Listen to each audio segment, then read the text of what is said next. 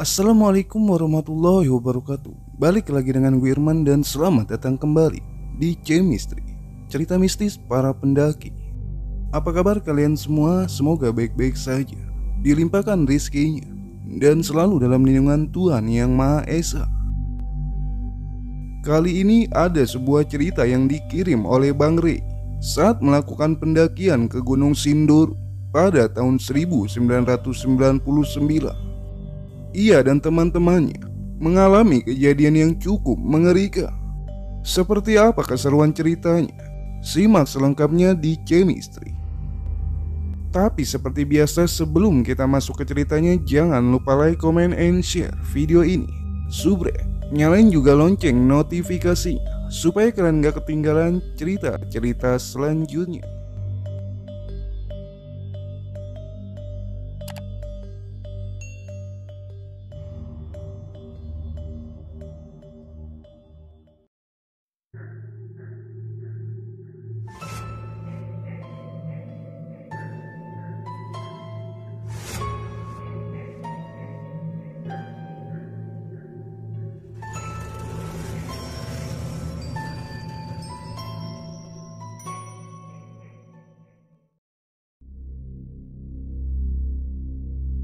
Perkenalkan, nama saya Rey. Februari di tahun 1999, ketika saya kelas 3 SMA, masih bersama ketiga teman saya, yaitu Aming, Bamba, dan Pola. Sabtu petang kami berempat bertolak ke stasiun kota Jakarta untuk berangkat menuju ke Yogyakarta. Kereta malam kami pilih agar selama di perjalanan nanti bisa beristirahat dan tidur di bangku kereta yang saat itu masih random atau berebut kursi.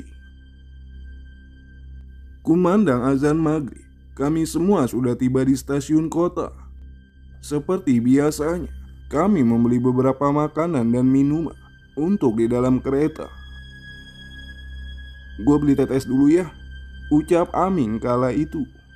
Kami bertiga yang sedang asing makan pecel sayuran di pinggir peron hanya mengangguk saja. Dan tidak lama kemudian, Aming pun datang membawa 4 buah buku TTS atau teka-teki silat.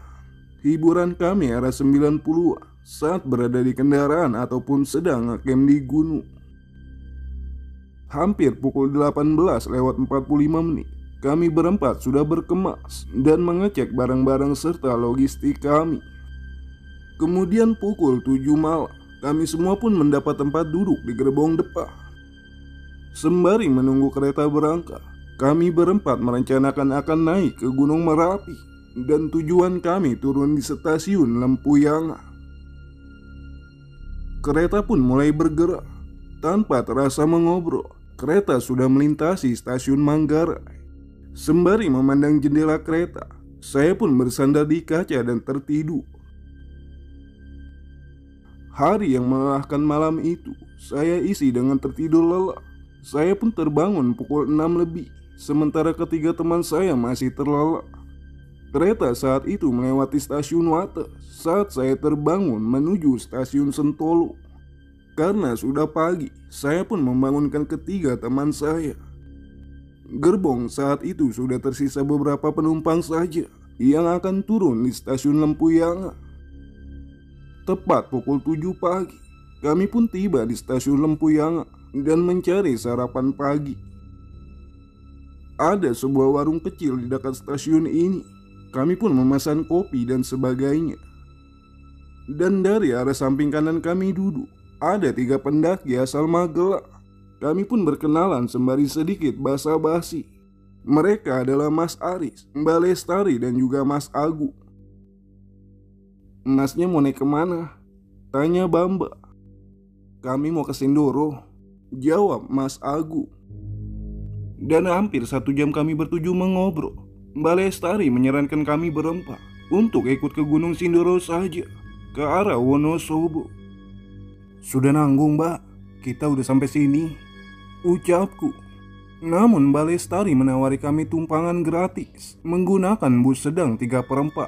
Semua biaya transportasi pulang pergi akan ditanggung. "Kalian semua terima beres aja, hitung-hitung temani kami bertiga." Sedikit perdebatan antara kami berempat. Akhirnya kami putuskan untuk ikut ke Sindoro. Di sini kenapa Mas Aris dan Balestari bertemu di stasiun Lempuyanga? Karena Mas Agung baru saja mengantarkan mobil Kija dan meminjam bus 3/4 milik kakaknya. Rupanya Mas Agung punya bisnis jual beli mobil di Magelang.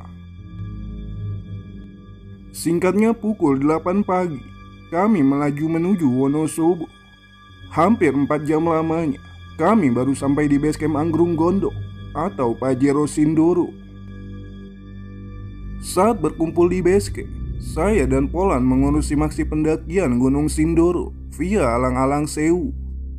Sebelum berangkat pendakian, Mas Aris membawa 3 botol air mineral, namun warnanya seperti warna pemutih pakaian yang didapatkan dari pemuda setempat. Saya yang melihatnya pun tidak menaruh curiga.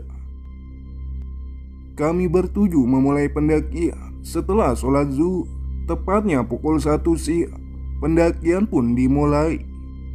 Pendakian dari base camp melewati perumahan warga. Ada sebuah gapura bertuliskan bahasa Jawa. Kami pun menyusuri pepohonan yang masih asri. Tapi di tengah perjalanan, kami pun break sebentar. Mbak Lestari mendadak ingin buang air kecil di dekat trek menuju pos 1. Saya bersama ketiga teman yang ada di posisi belakang, sementara Mas Agung dan Mas Aris ada di depan tanjakan, sembari menunggu Mbak Lestari selesai buang air kecil. Perjalanan kami lanjutkan kembali menuju pos 1. Hampir 1 jam kami baru tiba di pos 1 untuk beristirahat, untuk minum, dan juga melepas lelah. Saya pun duduk di antara tanah dan bebatuan sembari memandangi bekas perapian pendaki semalam yang tersisa. Tanpa disengaja, saya melihat Mas Agung mengeluarkan sebuah botol mineral yang saya pikir isinya adalah cairan pemutih, yang kemudian berbagi kepada Mas Aris dan juga Mbak Lestari. Dituangkannya botol tersebut ke gelas plastik kecil dan diminum secara bergantian. Saya memperhatikan mereka meminumnya hanya sedikit. Namun, disinilah awal keganjilan terjadi. Sekitar 5 menit kami beristirahat, Mas Agung tiba-tiba menunjuk Pola untuk jalan di depan sembari berkata, "Koen disiki." Saya bersama Bamba dan Aming pun bergegas bangun sembari bertanya ke Pola, "Ngomong apa dia, Lang? Kita disuruh jalan duluan." Tanpa menaruh rasa curiga, saya berempat melanjutkan perjalanan menuju ke pos 2. Kami baru pertama kali menginjakan kaki di gunung ini. Jalan setapak dan menanjak terus kami susuri secara perlahan. Hampir 15 menit kami berjalan tanpa beristirahat.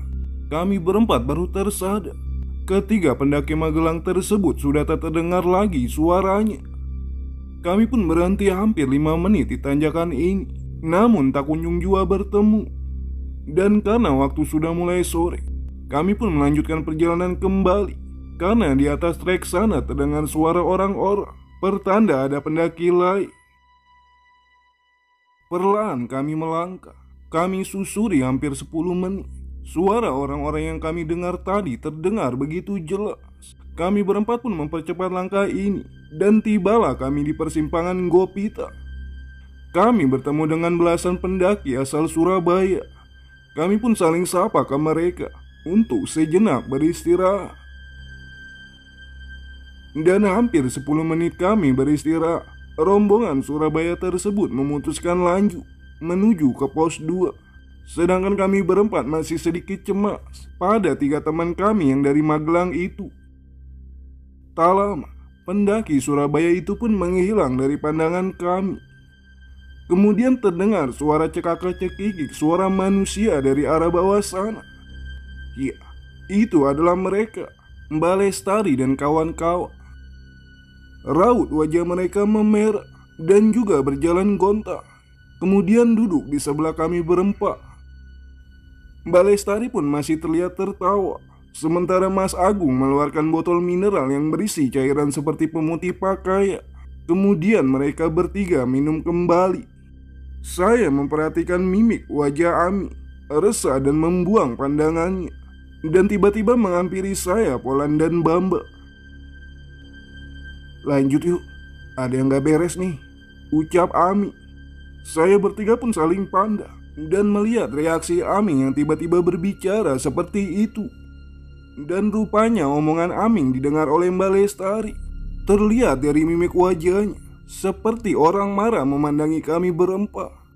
Kemudian tiba-tiba berbicara meracau ke arah kami dengan bahasa Jawa. Sampean ngomong opo? Sampean mau nakut-nakutin saya? Tanpa banyak basa-basi, Polan pun langsung menggertak balik ke Mbak Lestari.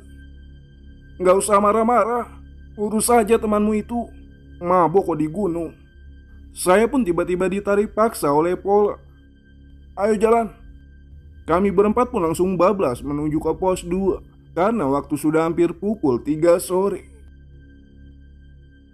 Kemudian 15 menit kami berlalu, sampailah kami di pos 2. Saya pun menanyakan ke Polan, sebenarnya Mbak Lestari ngomong apa, karena ia memakai bahasa Jawa. Kemudian Polan menjelaskan ke kami bertiga, yang dibawa dan diminum oleh Mas Agung, Aris, dan Mbak Lestari adalah minuman keras bernama Ciu. Hampir 10 menit kami beristirahat di pos 2. Suara pendaki dari Magelang itu tak terdengar lagi. Kami pun melanjutkan kembali pendakian menuju ke pos 3. Dan sebelum berjalan, Aming mengingatkan kami semua jangan diajak berbicara kalau berpapasan dengan 3 pendaki Magelang itu. Tanpa banyak syarat, kami pun langsung tancap gas menuju pos 3. Namun, perjalanan menuju pos 3 sungguh di luar dugaan kami. Hampir 30 menit kami susuri perjalanan. Tak ada satupun pendaki yang kami jumpai. Namun di sini langkah kami terhenti karena sosok Mbak Lestari tiba-tiba turun menuju ke arah kami. Saya pun refleks menegurnya. Loh Mbak, kok udah turun aja? Dengan setengah berlari, Mbak Lestari melewati kami semua tanpa berbicara sepatah kata pun dan diiringi kabut tipis. Ketika sosok Mbak Lestari melewati bahu saya menoleh ke arah belakang. Saya pun terkejut. Sosok Mbak Lestari sudah hilang, lenyap dari pandangan mata. Udah gue bilangin tadi, jangan disapa, ucap Ami. Sontak saya pun langsung tersadar. Ujian apa ini? Bukannya mereka masih di belakang kami? Bagaimana bisa Mbak Lestari tahu-tahu turun dari atas sembari berlari? Sebenarnya yang melewati kami itu siapa? Batinku bertanya-tanya. Sementara hari mulai senja, banyak ilalang di antara sisi kami. Kami pun meneruskan perjalanan menuju pos 3. Tapi sampai pukul 5 sore, kami juga belum menemukan pos 3. Kami pun berpikir positif. Mungkin memang jaraknya yang masih jauh, karena kami berempat baru saja menginjakkan kaki di gunung ini. Dan untuk kesekian kalinya kami beristirahat, sembari mata kami berjaga-jaga, mungkin saja bertemu dengan pendaki lain. Saya pun menyalakan sebatang rokok dan Polan menyiapkan lampu badak untuk berjaga-jaga langit yang mulai gelap. Kali ini 15 menit kami beristirahat. Waktu sudah memasuki pukul 5:15 menit. Kami pun berembuk untuk melanjutkan perjalanan atau tidak. Sampai akhirnya diputuskan oleh Aming secara sepihak. Kita bablas aja.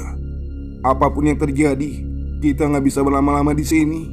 Auranya kurang bagus. Namun, Bamba yang sedari mulai pendakian terlihat lebih banyak dia.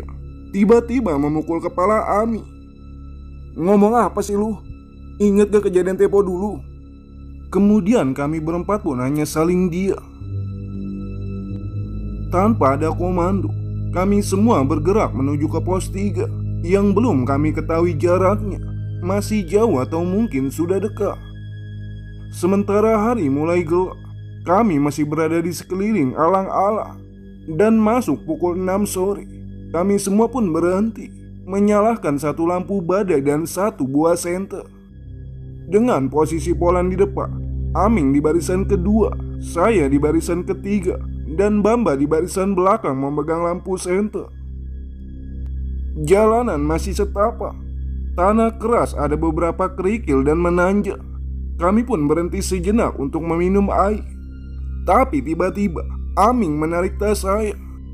Saya paham situasi seperti ini karena bukan sekali Aming bersikap demikian ketika melakukan pendakian. Kami pun melanjutkan perjalanan kembali. Tak ada satu patah suara yang kami keluarkan, selain hanya tanda berhenti atau tanda untuk berjalan. Entah sudah berada di mana, tiba-tiba Polan berteriak, "Berhenti!" Kami semua pun diam. Polan mulai menyentari sekitaran alang-alang di sisi kanan kiri kami. Kemudian ia berbicara, "Mohon izin Eyang, saya mau tanya, arah ke puncak gunung masih jauh atau tidak?" Kami bertiga hanya saling pandang, melihat tingkah Polan berbicara sendirian. "Ikuti jalur, melipir ke kanan." Kami semua pun segera berjalan. Dan benar saja, 30 menit kemudian, kami sampai di sebuah tanah lapang. Ada beberapa tenda pendaki yang sudah berdiri. Jalan tersebut begitu becek, sepertinya habis hujan. Kami pun sempat heran. Pasalnya sedari base camp sampai ke tempat ini, kami tidak diguyur hujan. Dan jarak 5 meter kami menyusuri, terdapat pelang pos 3. Saat itu sudah memasuki pukul 9 malam. Kami pun memutuskan mendirikan tenda malam itu di dekat pendaki lain. Hampir 20 menit, akhirnya kami sudah bisa santai dan memasukkan tas ke dalam tenda, sembari memasak nasi dan mie instan. Dan dari arah kanan tenda kami, keluar 2 pendaki mendekati kami. Mereka mengaku pendaki asal Depok, bernama Ali dan juga Sony. Mereka mendaki 10 orang, dan sudah masuk 2 malam mereka mendirikan tenda di pos 3 ini. Bamba pun memberikan 2 cangkir kopi ke pendaki Depok tersebut, sembari menemani kami makan malam. Kemudian Ali bertanya kepada saya, "Jalan dari base camp jam berapa, Bang?" "Jam 1 siang." "Hah? Seriusan? Emang banyak istirahatnya ya tadi, Bang?" "Enggak juga sih." Mendengar jawabanku, mereka berdua memasang wajah tak percaya. Kemudian Ali berbicara pelan kepada kami, "Ngomonginnya nanti lagi aja ya Bang di bawah," ucapnya. Kemudian pergi meninggalkan kami. Sekitar pukul 10 malam, kami memutuskan untuk tidur dan melanjutkan perjalanan setelah subuh. Suasana di pos 3 saat itu begitu sunyi. Hanya suara dera angin yang terdengar, dan beberapa kali ada suara gemuruh di langit sana, seperti tanda mau hujan. Kami semua tertidur lelap. Sampai pukul 1 dini hari, Bamba membangunkan kami. "Bangun, bangun, bangun, bangun," ucapnya menggoyangkan tubuh kami. "Kalian dengar gak?" Sontak kami berempat pun saling menajamkan telinga.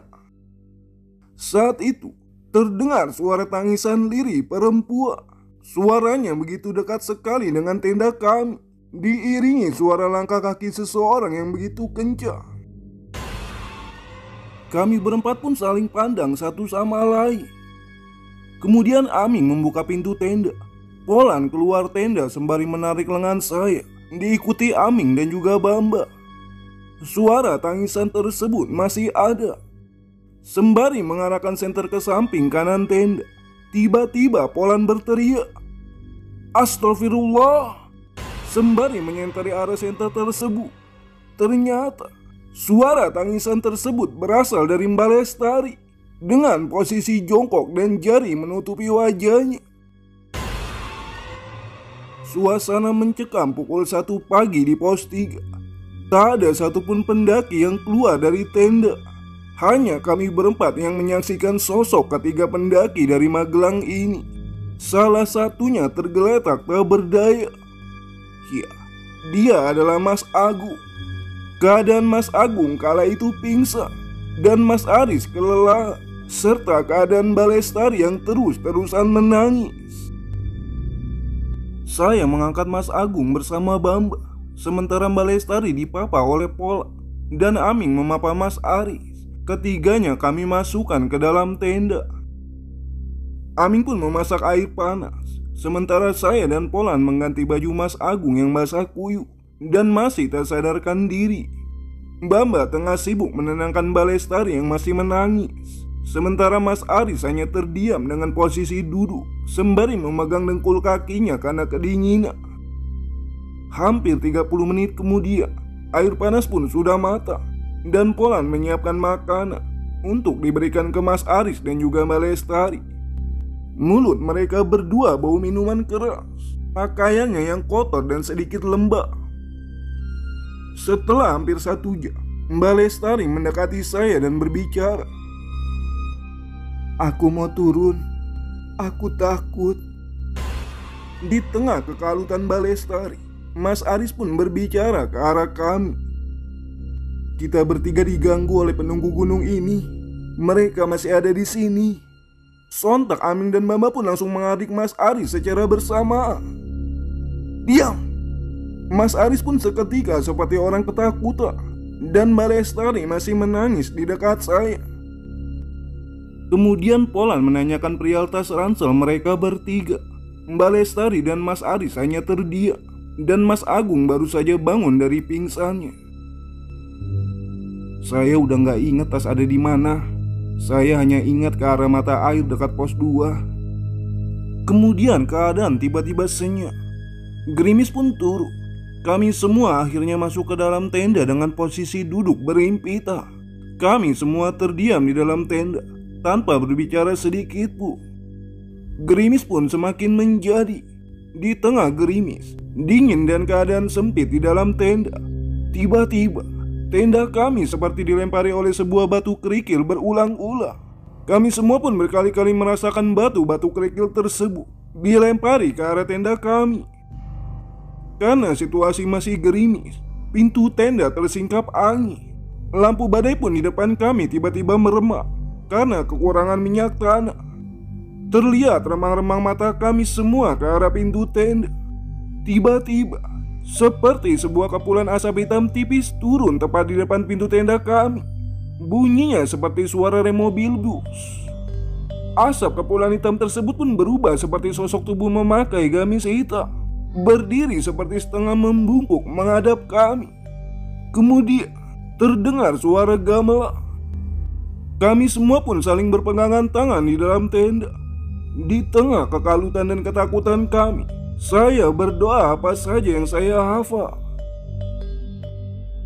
"Teman kalian kurang ajar. Ini kerajaan saya. Berani-beraninya kalian mengusik ketenangan kerajaan saya. Teman kalian harus turun dari tempat ini, atau salah satu dari kalian akan mati." Kemudian sosok tersebut pun kembali berubah wujud menjadi asap hitam dan menghilang di gerimis hujan yang mulai mereda. Tapi Balestari tiba-tiba ambruk pingsan. Saya pun menyandarkan tubuhnya, juga pakaiannya yang lembab di dada saya. "Ambilin baju gua sama celana di tas," ucap saya ke Bamba. Kemudian saya pun mengucuti pakaian Balestari di dalam tenda sampai telanjang bulat. Kemudian saya gantikan semua pakaiannya dari atas sampai bawah dengan pakaian saya semua. Kedua temannya pun terperangah ketika saya melucuti pakaian Balestari. Lalu Balestari saya peluk dengan merangkul lengan saya di dalam perutnya. Kulit bertemu kulit untuk terhindar dari hipotermia. Sementara waktu sudah memasuki subuh, semua pendaki sudah banyak yang terbangun dan Balestari terbangun dari pingsannya. Maaf, tanpa memakai bra, hanya baju, celana, dan jaket saya saja.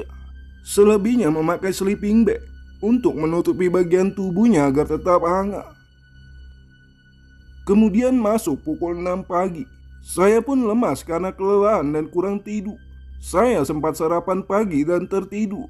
Kemudian terbangun pukul setengah 8 pagi.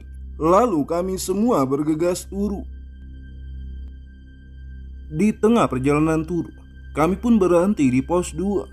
Ada beberapa pendaki juga yang akan naik dan juga turun. Beberapa di antara mereka ada pendaki dari Depok, yaitu Bang Ali dan juga Sony. Bamba dan Polan pun menemani Mas Agung dan juga Mas Aris menuju mata air di pos 2 untuk mencari tas mereka. Sementara saya, Aming dan Balestari melanjutkan perjalanan turun bersama rombongan Depok. Sampai tiba di base camp pukul 12 siang. Sementara Bamba, Polan dan kedua pendaki dari Magelang tiba pukul 1 siang. Ketika sampai di base camp, Ali dan Sony langsung menghampiri saya dan juga Ami. Tanpa basa-basi, mereka berdua menjelaskan perihal kejadian semalam saat diberi kopi. Kenapa mereka tiba-tiba balik ke tendanya? Karena tenda kami saat itu tiba-tiba ramai dikelilingi sosok wanita berjubah putih yang memandang ke arah mereka dengan tatapan marah. Kemudian saat hujan gerimis, pukul 1 dini hari, mereka berdua juga mendengar apa yang terjadi oleh kami semua di dalam tenda. Kemudian mereka mengingatkan kami untuk diruqyah supaya penunggu gunung ini tidak mengikuti kami sampai ke rumah. Dan saat sedang beristirahat di dekat base camp, Polan tiba-tiba marah ke Mas Aris dan juga Mas Agung karena mereka berdua telah menuduh saya berbuat asusila kepada Mbak Lestari saat Mbak Lestari hampir terkena gejala hipotermia. Melihat keadaan itu, Bamba pun mencoba menenangkan kami karena pihak base camp memperhatikan kami yang bertikai karena ada kesalahpahaman.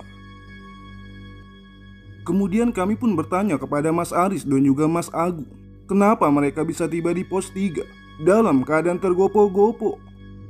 Rupanya kejadian awalnya saat minum minuman keras. Mas Agung menceritakan ada sosok wanita parubaya yang membawa ikatan kayu bakar menghampiri mereka saat berada di mata air pos 2. Sosok wanita parubaya tersebut kemudian berubah menjadi sosok yang menyeramkan, lalu memukul bagian dada kiri Mas Agung. Ketika kami cek bagian dadanya, terdapat luka memar yang membiru, dan sosok tersebut hampir melemparnya ke tepian jurang. Lalu tiba-tiba Mas Agung pingsan, yang kemudian digendong oleh Mas Aris. Sementara Mbak Lestari berteriak dan menangis karena terus-menerus ditampaki sosok-sosok penunggu di gunung ini. Sementara kasus kami berempat, kenapa bisa sampai pos 3 sampai jam 9 malam? Itu adalah ulah sosok penunggu pos 2 dan sosok yang menjelma menjadi Mbak Lestari ketika berpapasan dengan kami dan menghilang. Diyakini masyarakat setempat adalah sosok penunggu yang jahat yang sering menyesatkan para pendaki. Ya, pendakian saat itu gagal karena ulah mereka bertiga. Walaupun tidak sempat muncak ke puncak Sindoro, akhirnya kami diberi tumpangan gratis ke arah Yogyakarta oleh Mas Agung. Sesuai niat awal kami berempat akan mendaki ke Gunung Merapi, bukan ke Sindoro. Biaya logistik kami pun diganti sepenuhnya oleh Mas Aris, dan kami diberikan ongkos tambahan perjalanan oleh Mbak Lestari. Ya, pendakian yang menyebalkan. Pesan untuk teman-teman semua, minum minuman keras atau semacamnya kalau bisa dihindari saat melakukan aktivitas pendakian. Bukan karena apa-apa, tapi efek dari kita mengkonsumsi minum-minuman keras, kita akan kehilangan kesadaran. Dan yang mengerikannya adalah kita bisa kehilangan fokus, kemudian tersesat, bahkan bisa terpeleset ke dalam jurang. Dan untuk penjelasan Mas Aris, Mas Agung, dan Mbak Lestari mengenai diganggu penunggu gunung tersebut, mungkin saja itu sebuah halusinasi dari mereka yang mengkonsumsi minuman keras. Dan sosok yang kami lihat di depan tenda yang seperti marah dan menyuruh kami turun, bisa saja kami juga tengah berhalusinasi karena efek kelelahan. Yang jelas, ambil sisi positif dan pembelajarannya dari cerita ini. Mendaki gunung itu adalah sebuah aktivitas ekstrim, jadi persiapkan dirilah dengan matang. Semoga teman-teman semua dapat mengambil pelajarannya.